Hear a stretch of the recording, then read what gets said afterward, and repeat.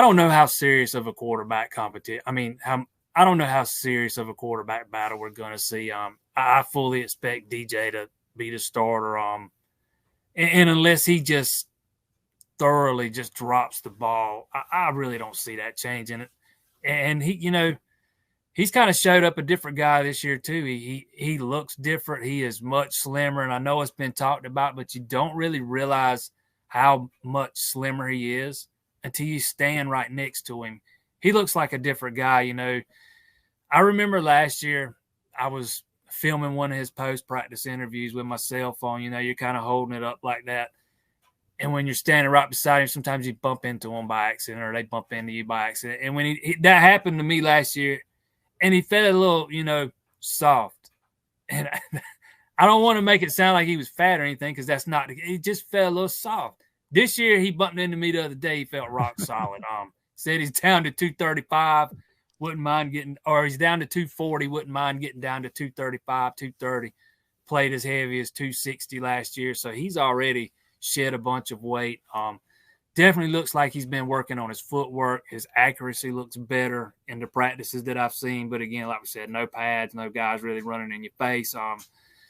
But it'll be interesting to see what happens, if he continues to struggle like we saw last year. Clemson's got another viable option this year that they did not have last year. And Dabo Swinney's shown in the past he will not, if it comes down to it, he will not hesitate to pull the trigger and make the change. It might take him a little longer than some fans like, but if it comes down to it, he will pull the trigger and make that change.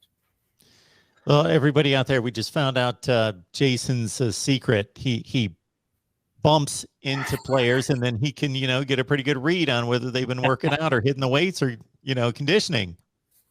Yeah, that's probably not a very good gauge to go by.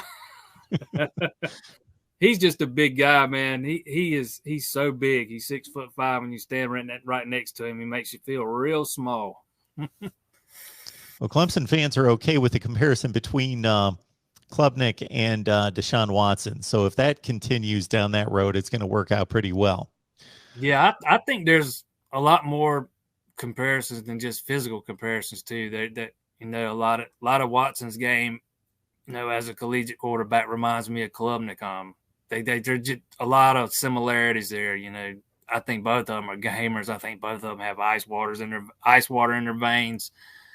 I think Klubnik's going to be that good. I've been sold on him for a while.